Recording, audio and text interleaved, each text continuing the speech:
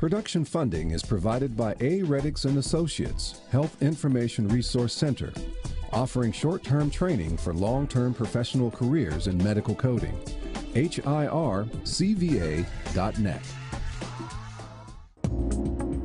Discussing the issues and celebrating the successes of the African American community. This is Another View. Hello everyone, I'm Barbara Hamlee. Welcome to Another View. People are marching, saving yogurt labels, and even NFL players are in on the action by wearing pink cleats, all to bring attention to the fight against breast cancer. Education and early detection have been instrumental in raising the overall breast cancer survival rate, but for African American women, the story is a bit different. According to the Office of the Minority Health Resource Center, Black women in their 20s through their 50s have a death rate from breast cancer that is twice that of white women. In many cases, late diagnosis, aggressive cancer cells, and harder to treat tumors all contribute to the disproportionately negative effect of this disease on Black women. However, many African American women do survive, and they need love, counseling, and direction to get through the process. Joining us today to talk about survival and the help that is available are Fredda Bryan with the American Cancer Society, Denetra Hampton, CEO of For Nurses by Nurses, Angela Duke, Cancer Community Liaison with Sentara Healthcare, and Vickie Williams Cullens, a breast cancer survivor. Welcome to Another View, ladies. How are you? Thank you for having us. Great. Fredda, I'm going to start with you because when you still hear that there is a 2-to-1 death rate ratio still with breast cancer within the African American females, are we missing something? Are we not doing something that keeps that high? Well, that's a very good question, and I think that we need to continue to stress about the early detection for African American women and in our community, and be able to talk openly with the different organizations, with the different faith-based organizations about early detection, and also the education on there are different types of breast cancer that are affecting Black women more, and triple negative status is one of those. Along with the different types of breast cancer, there's different types of treatment and the regimen of treatment. But I do believe that we're still moving in the right direction, and women are being diagnosed younger. But I think that we're moving in the right direction to one day be able to say that this is a chronic disease and not a terminal illness. A terminal illness. Yes. Denetra, in the healthcare profession, you know, last year I believe it came out that, women can wait until they turn 50 to get their mammograms, you know, and so forth. Not so much for Black women. Not so much at all. Matter of fact, I think over 200,000 women were diagnosed with breast cancer just alone in this year. And that is an indication in itself that waiting is not in the cards for us. And it's particularly in the African American community, education is one of the key elements for us because we don't talk about it. And unless we begin to talk about that, we won't be able to go past that. And breast cancer is something that, you know, we think that it goes past 50. But we know that it's diagnosed at an earlier age than 50. So you would still encourage women to get mammograms starting at 40 or starting even earlier? Oh yes, most definitely. And at our center, that's what we educate on. You know, as we know breast cancer can start at age 16, and that's far from age 50. Absolutely. Absolutely. Now, each of you are either survivors or know someone who had a family member who is a survivor. And there are a lot of marches and a lot of things that go on to bring attention to breast cancer. Recently, Lisa Godley was at the Making Strides Against Breast Cancer walk in Harbor Park, and she met a woman who is dealing with this disease. Everywhere we go! Everywhere we go!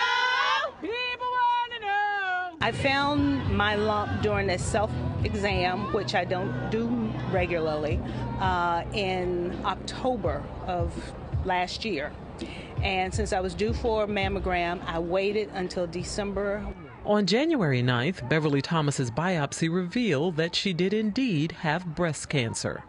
When I saw my oncologist, he did an extra test and did an MRI and found that there was also cancer in the left breast that had not been diagnosed, didn't get picked up in the mammogram. She says her biggest concern was her family and how they would take the news. Beverly's husband Leon says it shook him to the core. My mother had breast cancer and died in 1966. So when my wife informed me that she had breast cancer, I was very fearful for her because I was having flashbacks as to what my mother's life was when she was diagnosed with it. And I saw her struggle. I saw her go from a healthy person to a very sick person. So in my mind, I saw my wife doing the same thing.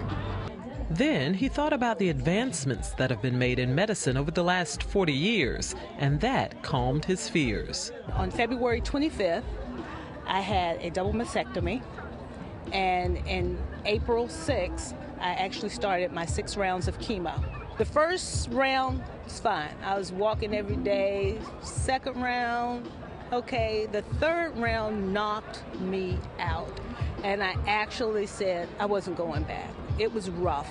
The day I told my daughter I wasn't going to go to any more treatments, she immediately got on the phone and called some friends and everybody, and next thing I know, everybody's converging on me, encouraging me, threatening me, all kinds of things to say, you will continue. And they sent me pictures of my grandson and said, this is why you're fighting, so you have to do it. I knew I had to finish the treatments, I just didn't want to. And there are a lot of sleepless nights. I never asked why me. It was like God chose me for this. He chose me so that I would be able to help someone else. In my church, we're constantly taught that you don't have to look like your situation. So I was not going to look defeated. I was not going to look downtrodden. I was going to hold my head up, be proud. We are the women! We are the women! Women of faith! Women of faith! Much of Beverly's encouragement comes from other survivors, and some are also members at Grove Baptist Church in Portsmouth, Virginia. These women of faith joined thousands of others earlier this month during the annual Making Strides event at Harbor Park. These participants will tell you that Making Strides is not a race. It's a celebration of survivorship and an opportunity to share a goal of making sure that cancer never steals another year from anyone's life. As for Beverly and Leon, they're pressing on. And I am now finished with all of my treatment except for my reconstructive surgery. And looking forward to a long life together. The technologies have changed. The attitudes about cancer have changed. It's not hidden anymore. It's out in the open. And my wife took this attitude, was like, okay, like if this is what we got to do, then this is what we got to do. We got to fight. I never thought of it as being a death sentence. I just knew it was something I was going to have to go through, and I kept my sense of faith that God was going to carry me through this. It wasn't going to be easy, but He was going to carry me through it, and He did. For Another View, I'm Lisa Godley. Vickie, you are a survivor, yes. Recently diagnosed, well, right? In February of 2008. Okay, tell us about your experience. I had found a lump the year before, and I had a mammogram, and they didn't detect it. So I just watched it. It was on my right breast, and it was under it, and I just watched it. And as it grew, I was talking to my boyfriend about it, and he felt it. So we went. And when they had a different type of mammogram, and when they looked at it, they said, oh, it didn't show the characteristics of cancer. And what they told me was I could wait 6 months and then come back. And he was like, no, something is wrong, because he was in there looking at the films.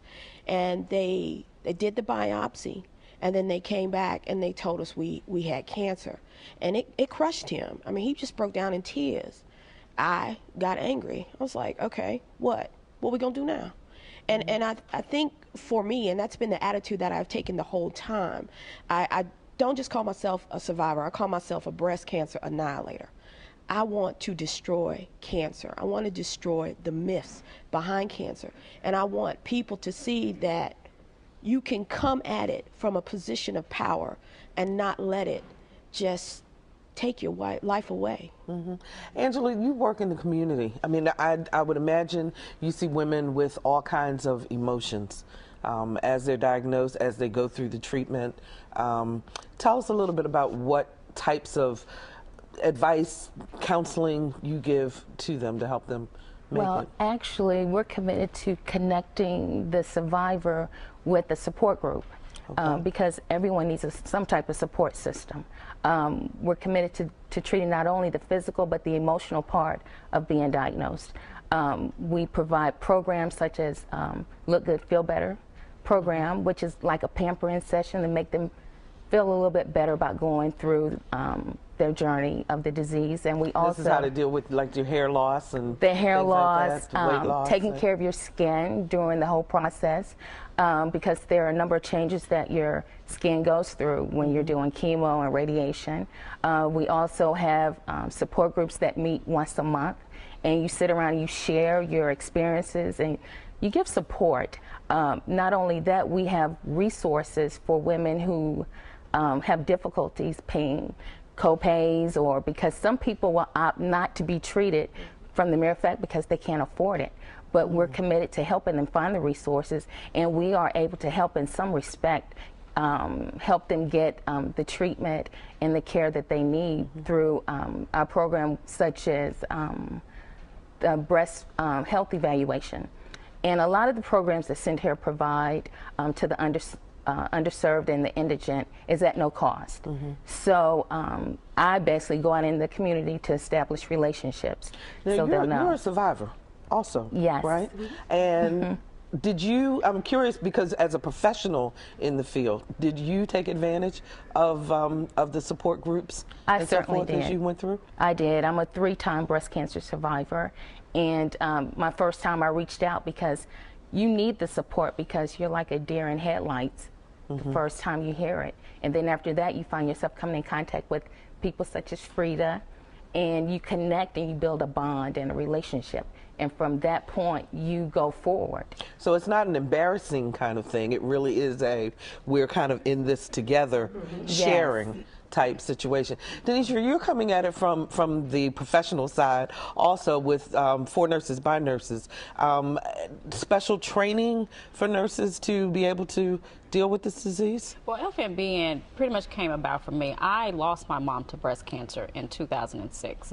And from a daughter's standpoint, I remember, sitting next to her at the bedside and saying, Mom, why didn't you tell me? This is a later stage in her diagnosis, and she said, I didn't know.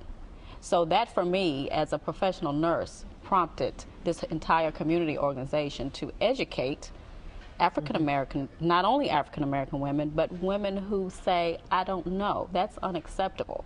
That's unacceptable for anyone to say, I didn't know. There's still women who are afraid to touch their bodies, to do the breast exams, to really take a good look at themselves, Fredda? Yes, we're getting better at it, but what we're trying to do as we're out in the community and educating is that you have to be able to notice the difference, that one change, that lump that you may feel. When I was doing my self-breast exam, it was at the age of 36, not receiving mammograms, but I had learned how to do self-breast exams at the age of 21. So I was in tune. But once we get past that concept of it's taboo, then I think education is power, knowledge is power. Now you're a survivor also. I am a two-time breast cancer thriver. I love the term annihilator. I consider myself a thriver. I was diagnosed in 2002 and went through the surgeries, the chemo, the radiation, was in remission for 5 years, and then in 2007 I had a recurrence and was re-diagnosed in stage 4, and we're managing it now. We are managing the cancer. In the piece that Lisa brought us, the husband was talking about his fear because his mother had died back in the 60s. How far have we come, Angela, in terms of how the disease was treated? And anyone can answer this, but I'll start with you. But how the disease was treated compared to what's going on now? We've come a long way, because my first diagnosis was back in 1993, and I have seen how medicine has evolved, and it's not like it used to be at all. So people can no longer stand on fear of the past, but knowing today that medicine has improved drastically. And so now people are talking about it, and it's easier to share So it's not at all, it's come a long way. It's not at all like it used to be. Vickie, you talked about the support your boyfriend at the time gave you.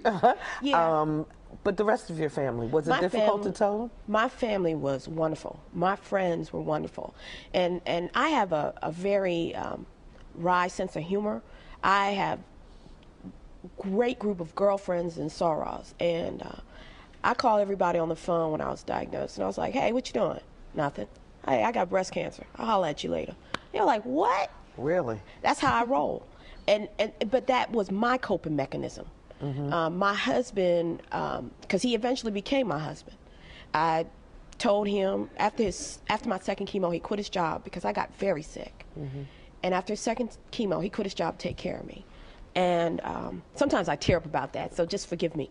And after the third chemo, I told him we were getting married on October 12th. And he was like, oh, okay. and that's the kind of support I had. And I didn't go to a traditional support group, but my support group, they were my friends and my family.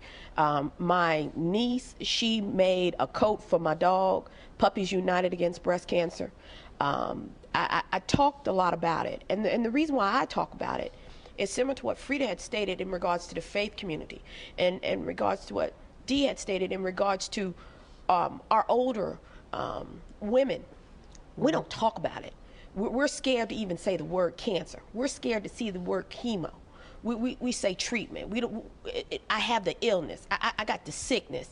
You know, you got that cancer. So they don't talk. We don't call it in its proper terminology and address it as breast cancer. Do you find that younger? Sometimes, Denetra, you know, you kind of get this curve. So the middle ages kind of figure it out. Then the younger people come along and they're like, maybe yes, maybe no. I mean, in other words, are they getting the message? Oh, I tell you, with me being out there as a young nurse, the young people are getting it. It's the older population that are quite not, you know, don't want to accept that. Especially the baby boomers. I mean, we've been talking about breast cancer for a long time. We still don't want to talk about it, Barbara. But the young people say, hey, that doesn't look right. That doesn't feel right. Something is going on, Mom. Something's going on. And the mom doesn't want to talk about it. So yes, we definitely have the young people involved. If I were diagnosed with cancer today, okay, because I always ask this question when we talk about these shows, because it's so overwhelming, the information that's on the net, that's with the Cancer Society, with the website that talks about for Black women with cancer. I mean, it's all this information out there. How do I know who's telling me the truth and who isn't? What should I do? Well, my recommendation, this worked for me, I had a team, and it was my medical team, and that was able to navigate me through the system. And I know in the Hampton Roads area, we have breast cancer patient navigators that will help the newly diagnosed and tend to navigate that person. I don't want to say woman, because we do have male breast cancer survivors. Be able to navigate the patient from, how do I tell my family, how do I tell my children? American Cancer Society has a program called Reach to Recovery, and it's basically a mentor program that teams up a woman who's already gone through that part of the journey with someone who's about to go through that journey, whether it be the age, the race. There is a lot of information that you don't want to become overloaded or overwhelmed, but I think that's a natural feeling. And everybody goes through the chemo or the radiation or the surgeries differently. And one thing that I like to tell women is everybody's different. So the way that you react to the chemo or the radiation may be different. Some women get very fatigued.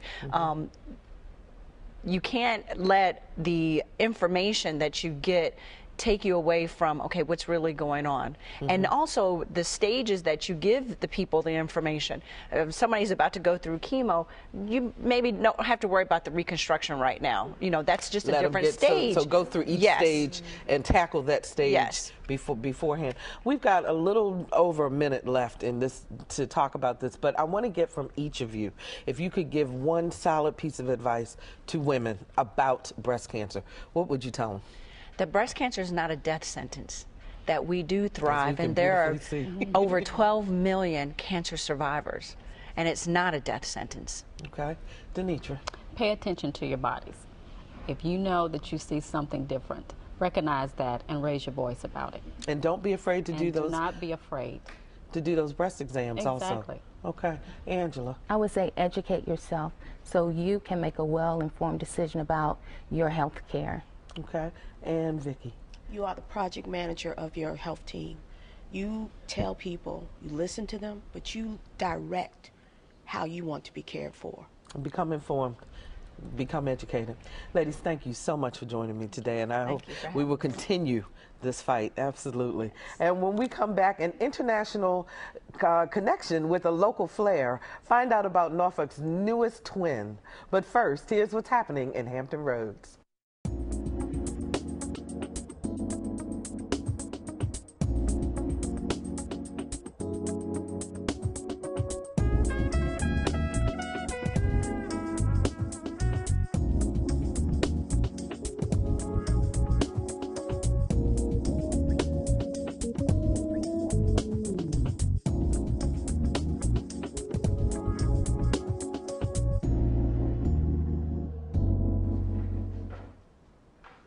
Exchanging ideas and customs with cities outside the U.S. is nothing new to Norfolk. In fact, Norfolk has 7 sister cities located all over the world. But in just a few days, Norfolk will adopt its first West African sister city.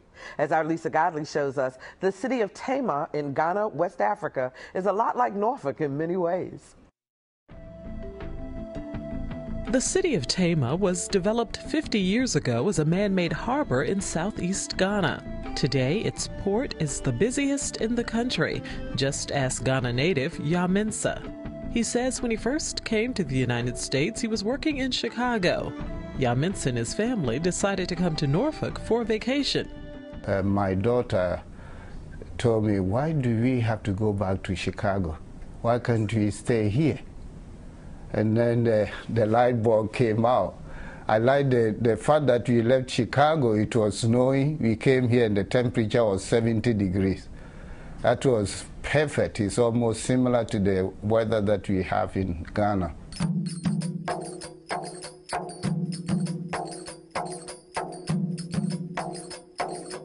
Yaminsa vowed that as long as he remained in the United States, he would call Hampton Roads home.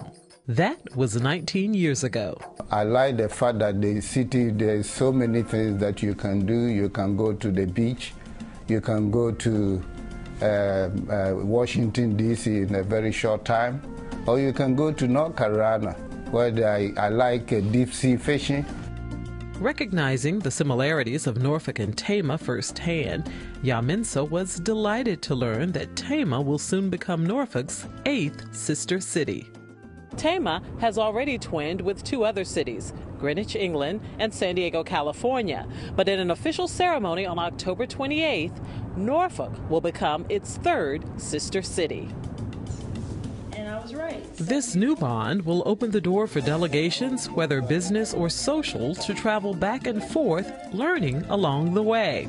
Norfolk Sister City Association board member and Tema Committee chair, Dr. Cassandra Newby-Alexander, is excited about the opportunities. Like study abroad, for example, exchanges at the middle and high school level, because we have a big international baccalaureate program in this area. Well, so do they.